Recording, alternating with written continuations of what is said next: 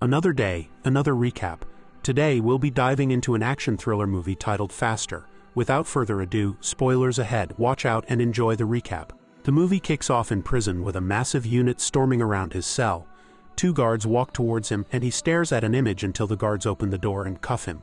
The man's name is Driver, and he walks through the other cells as they bang and scream. But today is finally the day. The warden commends him on surviving the worst jail experience he has ever seen. He never asked for trouble but never backed down from it. The warden then hands Driver a card to see if he wants any help on the outside, and with that, he is freed, a sentence paid in full, and he is over the moon as anyone would be. He tosses the card and goes sprinting. Unmoved, there is no one awaiting his exit. He goes from street to street until he finally goes to a wreck yard and stops at a covered car. He unveils it to find his beautiful Chevrolet Chevelle. He jumps in to see information on a subject as well as driving instructions. He grabs a pistol he was hiding and has committed about 10 crimes and plans to do more within an hour of his exit from prison. He floors his car until he arrives at his destination. Like an absolute brute, he stops traffic and heads inside an office room.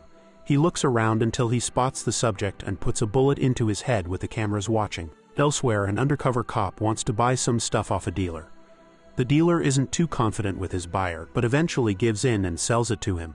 Inside his car though, the cop doesn't want to bust up the dealer. He is a user himself. The next day he pops into work and heads to the crime scene where everyone eyes him out. Even other cops look at him quite weird, and Cicero is not happy that he is leading the case and not her. At a shop elsewhere, Driver waltzes in and speaks to the boss, Roy Groan. He hands him money for information about the rest of the people, but Roy says it took him 10 years to track them down and he wants more money. Driver tells him the price just went down because of that, and Kenny, the massive unit of a person and an ultimate fighting champion, approaches Driver. The duo go face to face, and Kenny sees a tattoo on Driver's arm and gets scared. He says he isn't fighting a ghost and runs off. Driver is then immediately handed the rest of the names as well as a refund. At the cop shop, the two detectives analyze the surveillance, and they know that the man getting shot recognized his attacker and knew he was coming. Driver then has a look at his next few targets and gets to it. The next day, a multi-millionaire that goes by the name Killer speaks to his wife Lily. He is one egocentric hitman who gloats at how he beats everyone at everything. He then receives an anonymous call with instructions to kill the driver. Suited up, he grabs a fake license and changes his plates and drives away in his Ferrari as the scene cuts back to the detective speaking to her co-worker. They found their shooter and his background of making a lot of money in prison from the contraband he smuggled in. But he did 10 years in jail without protection, and it was because he got caught doing a bank job. He was the driver of the heist and pulled a massive cop chase. He even drove in reverse for quite some time and drives with perfect accuracy. More cops tried coming from behind him and he outwitted them and got away. The detective wants to know how he was busted though, and the scene cuts to an old man being helped by a random woman who felt bad for him. The killer meanwhile stakes out the same building and is on the phone with his therapist when he spots the driver. He preps his pistol and tells the woman that his wife is a distraction, which is a problem for his job. The driver then sees the old man's file and looks at a picture of himself and his dear friend Gary. He gets out and so does the killer who follows him. Back at the station, the detectives watch a video of the bank heist crew. Another team pulled up on them and killed 2 of them while recording. They hold the driver and his best friend Gary at gunpoint and want the money. Gary refuses to talk, and so the thugs threaten and laugh at the two. They aim a gun onto his head and he tells Driver do not tell them and apologizes for bringing him into this mess. But Driver says the money is underneath the floorboard, and at the old man's place he puts something in the girl's drink and stands up. The driver is walking through the hallway until he sees the room number and remembers one of the men who killed his team, and it turns out the man that was killed earlier was part of the team that killed Gary. The crew discovered the money, and the old man was also there, mocking Driver and pointing the camera at him. He does the same thing to the woman in his room, but Driver breaks in and the old man knows what is going to happen. As he begs for his life, the driver puts a bullet into his skull and sees the woman crying. The killer then goes to shoot until a girl gets in the way. The driver pushes her, and the two have a shootout with each other. But when the killer catches his breath and goes for the kill, there is no one there. Seems the driver escaped and he sees him driving away. The detectives then witness the men kill Driver. He was pronounced dead, and as the white sheet is put over him, he suddenly wakes up.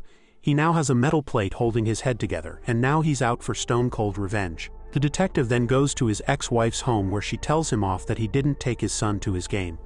The two go for a drive and the detective gets a call where Cicero alerts him to the second shooting. 2 hours later, he arrives at the crime scene to discover the driver done the world a favor. The old man has many videos of his despicable crimes, and the killer meanwhile talks with Lily and is angry how he was outsmarted. He says the driver was faster than him, and it makes him quite uneasy. The scene then cuts to driver parking up at a motel. Inside, he sees his face on the TV as well as the old man, and he switches it off. The next day, Cicero discovers her coworker isn't as clean as he appears to be, but with 10 days to retirement she leaves it be. Driver, in the meantime, heads to a quiet location and spots a man walking to the car with his son who says goodbye to the mother. He gets his gun ready, and as the woman feeds her other child, she hears something. She looks to find Driver standing there looking at family photos, and she slaps him. She asks why he told her to stop coming to visit him, and he didn't want her losing her life as well. With tears in his eyes, she gives him a hug and he walks out the front door. She chases him and tells him to kill them all. That night, Driver goes down to Nevada and has a look at his next target. Seems he's a bouncer, and Driver hides his gun and walks towards him. He gets searched before entering the club, and this is the exact man that killed Gary. He walks off and the driver chases him. The man walks to the back room and the driver comes from behind him. He cannot believe his eyes, and a guard inside the room goes to guard the door as only one of them are going to leave the room. The man brandishes a knife and Driver has a baby one for himself. And it begins, but it also ends in a few seconds as the man says to tell his son he loves him and hands Driver his phone. He then apologizes and says he was forced to kill his crew, and he dies. Driver then calls the man's son and says his father is sorry and gets back onto the road. The killer then stares at an old image of himself, then his target. He begins cleaning his guns and his wife wants him to stop, but he is persistent that he wants this last job, then he'll quit. The detective meanwhile is sleeping at his ex-wife's house and hanging out in bed with his son. The detective then spots his ex laying on the floor, saying they are going to hell for what they did. The next day, everyone is on their game and is ready for what lies ahead. The detectives speak and discover that both the dead men were informants. He then tells Cicero he's headed to the stabbing to see if it was their guy. The driver on the next day feels bad for the man's kid, but then hears on the radio that he is in critical condition but alive at hospital. Driver immediately heads there, and so does the detective. The killer also receives wind and heads down. Driver parks up and just walks through the emergency bay at the hospital. He begins walking around looking for his target while he's in surgery. He finally spots him and enters the room. He makes sure the job is finished this time, but the detective hears the shots and runs towards him. He goes down a flight of stairs and both parties shoot at each other. Driver shoots continuously and reloads his gun. The detective then slowly approaches to see he's disappeared once again. But when he pops the next corner, Driver holds him at gunpoint. The detective prepares himself for death, but Driver leaves him be. He heads back to the street, but the killer spots him, and suddenly the dead man's son calls the driver and asks if he killed his dad. The son also says he will find and kill him, and the killer's car approaches from behind. The two cars begin flying through the streets and both can handle some powerful speeds. They fly in and out of lanes, and Driver does whatever he can do to put distance between them, while the killer does the exact opposite. Driver then does a mad trick to stop the killer's car and shoot his tires.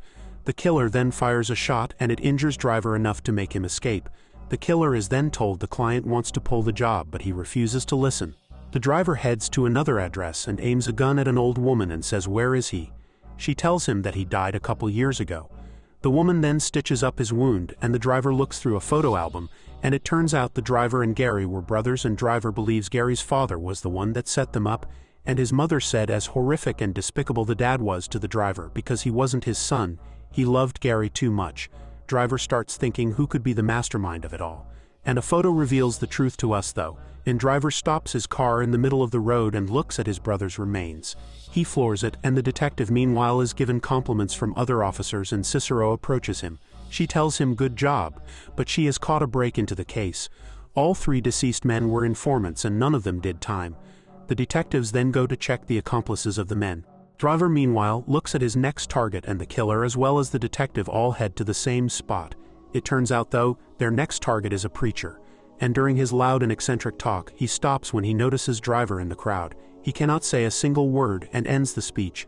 After all is done, he says he was expecting him. The man's wife and kid enter, but he tells them everything is okay and tells her to head home. The driver wants to take a walk and they head down to the water beneath them, and Driver finds out the man has adopted 5 children. But Driver says just because he changed, it cannot undo what he'd done. The man says he never knew the people who gave them the location to the safe house, but he did try and save Gary. From that day, he set out to save boys like him, and the driver thinks on whether he should kill him or not. But with great difficulty, his emotions twist inside him and he refuses to forgive the man. But the man says it's okay and forgives him for what he's about to do. With tears in the driver's eyes, he aims the gun and intentionally misses. He tells him go back to his family and walks away with the killer watching this unfold. Driver takes a seat in the tent and looks at a photo of his brother and him. A gun is then aimed at his face and the killer compliments the man. The detective suddenly pulls up and knows Driver is here. He then receives a call from Cicero and he tells her he found Driver. She tells him to wait for backup, but his response is to tell his son his dad died like a man should he not return. The killer then wants Driver to reach for his gun, but Driver doesn't care anymore as all his targets are dead.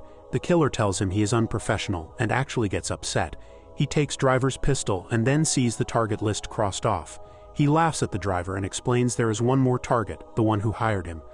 The detective then shows himself and says drop the gun. He finally listens after a tantrum and the detective shoots the driver dead. Turns out it was him who set the crew up and killed them. He also hired the killer and says he didn't want to be involved but realized it was too big of a deal. Gary's partner was his informant and also his ex-wife. She had told him about the bank job and he forced the other informants to kill off the crew. The killer then heads off and turns out he did the job for $1 and does not even accept it. The detective meanwhile puts everything together and discovers that the other detective was in charge of all the informants in the killing. The sergeant then says that he begged to lead the case and she knows what's happening. The detective then tells his ex-wife that he finally closed the case. He says he's headed home and wants to start a new life with her. Then boom, the driver is not letting that slide. Turns out he survived another shot to his head as the bullet got stuck on the metal plate. He then aims his gun and fires away. He walks away and the killer calls his wife and tells her he's coming home.